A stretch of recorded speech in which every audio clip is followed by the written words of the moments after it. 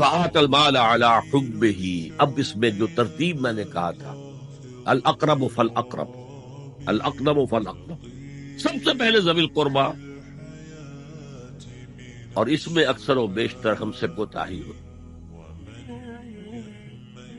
دور دراز کے لوگوں کے ساتھ نیکی ہو رہی ہے، سگے بھائی کی بیوہ اور یتیم بچے جو ہیں وہ محروم ہیں، انہوں نے اس وقت یہ کر دیا تھا، یہ کر دیا تھا، ظاہر بات ہے کہ رشتہ داروں سے تو شکایتیں ہوتی ہیں، یہ تو ہمیشہ ہمارے مخالف رہے جی، ان کی ہم کیسے مدد کریں؟ اگر تو اللہ کے لیے دینا ہے تو پہلا حق ان کا، من عطا للہ وابغض للہ وعطا للہ ومنع للہ، اللہ کے لیے دیا ہے اگر تو اپنے اس نفس کے جو انتقام کا جذبہ ہے اس کو کچلو، اور جس کا سب سے پہلا حق ہے اس کو پہنچاؤ، حق بحقدار رسید، ذوی القربى والیتامى، جو بے سہارا رہ گئے، باپ کا سایہ نہ رہا، والمساکین، مساکین کسے کہتے ہیں؟ مسکنت کہتے ہیں کم ہمتی۔ آپ کو معلوم ہے آج کل ایک مرض کہلاتا ہے نیورستھینیا،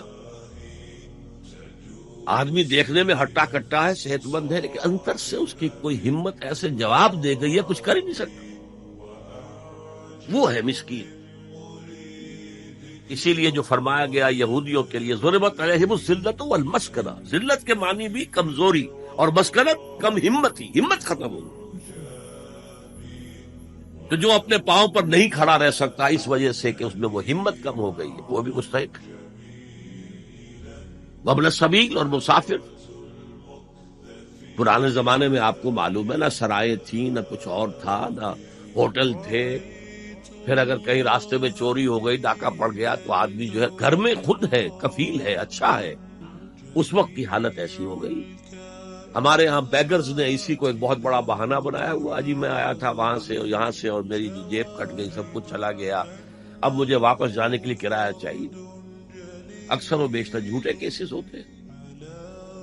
اگر آپ کسی کو پکڑ لیں اور ساتھ لے کر کہیں تحقیق کراؤ تو وہ بھاگ جائے گا، پھر نہیں آئے گا اس وقت سے۔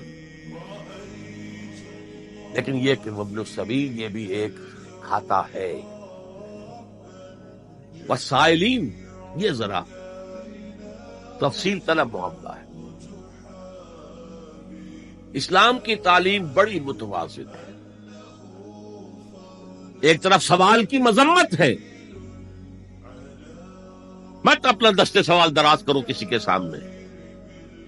جو شخص ہاتھ پھیلاتا ہے مانگنے کے لیے، وہ اپنی عزت نفس کو ہتھیلی پر رکھ کر آپ کے سامنے پیش کر، اور آپ ٹھوکر مار دیتے ہیں اس کی عزت نفس۔ مانگو اللہ سے، اللہ کسی کے دل میں ڈالے تمہاری ضرورت پوری کر سکتا ہے، بغیر اس کے کہ تم کسی کے سامنے دستے سوال دراز کرو۔ تو سخت مسمت ہے، اور خاص طور پر بیگری جو ایک انسٹیٹیوشن بن گیا ہے، ایک پیشہ بن گیا ہے، وہ تو اسلام کی تعلیمات کے منافی ہے۔ اور جس طرح کی ہم خیرات بانٹتے ہیں، 5 روپے کا نوٹ دے رہے ہیں مانگنے والوں کو، مسجدوں کے باہر سمجھ رہے ہیں ہم نے حاتم طائی کی خبر کو لات مار دی، حالانکہ حقیقت میں آپ انسٹیٹیوشن آف بیگری کو سپورٹ کر رہے ہیں۔ کسی ایک کو لے لو، آؤ چلو مجھے اپنا گھر دکھاؤ، مجھے بتاؤ تم واقعی اس قابل ہو یا نہیں ہو، اور پھر اس کی مدد کرے، لمسم کرے، پھر وہ 5 روپے نہیں ایسی دے کہ وہ کچھ اپنے پاؤں پر کھڑا ہو سکے۔ میں نے 1 روپیہ نہیں کہا کہ 1 روپیہ تو اب کوئی شے نہیں رہی، لیکن یہ کہ 5 روپے کا نوٹ بھی آپ نے تقسیم کرنے شروع کر دیے، یہ کیا ہے؟ والسائلین وفی الرقاب، لیکن دوسری طرف سائل کو جھڑکنا نہیں ہے، ولا اما السائل فلا تنہر، جھڑکو نہیں۔ اچھا بھائی نہیں تو معاف کرو، میرے پاس اس وقت آپ کی مدد کے لیے کچھ نہیں، میں کچھ نہیں کر سکتا۔ تو ان دونوں کے درمیان اصل میں معاملہ ہونا چاہیے، بلکہ یہاں تک بھی فرمایا سائل کو ضرور دو، چاہے وہ گھوڑے پر سوار ہو کر تمہارے دروازے پہ آیا، کیا پتا اس کی واقعی الجھن کیا ہے۔ تو سوال کی مذمت اور سائل کو جھڑکنے کی ممانعت. حتی الامکان خالی ہاتھ نہ لوٹاؤ. اس نے اپنی عزت نفس اپنی ہتھیلی پر رکھ کر تمہاری سامنے پیش کر دیا, اسے ٹھوک کر دباؤ. لیکن جیسا کہ میں نے عرض کیا, یہ انسٹیٹیوشن آف بیگری جو ہے یہ ایک علیحدہ شے ہے بالکل, اس کا اس سے کوئی تعلق نہ سمجھیے. وفر رقاب,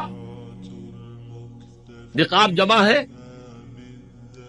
رقبہ, گردن. فک رقبۃ او اطعام فی یوم ذی مسغبۃ یتیما ذا مقربۃ او مسکینا ذا متربہ. فک رقبۃ, کسی کی گردن چھڑا دینا.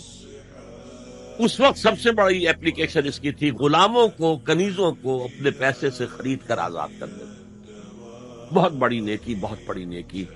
اور حضرت ابو بکر رضی اللہ تعالیٰ عنہ کے دفتر فضائل میں سب سے اونچا کام یہ ہے کہ جن غلاموں کو اور جن کنیزوں کو ستایا جا رہا تھا, دیئر اونرز, دیئر ماسٹرز, ان کے آقا کو حق حاصل تھا, جو چاہے کریں ان کے ساتھ, قتل کرنے کوئی پوچھنے والا نہیں ہے. میں پہلے بھی عرض کر چکا ہوں, میری ملکیت ہے, جیسے میری بکری میری ملکیت ہے, میں نے اس کو ذبح کیا, گوشت کھا لیا, تم کون ہوتے ہو پوچھنے والے؟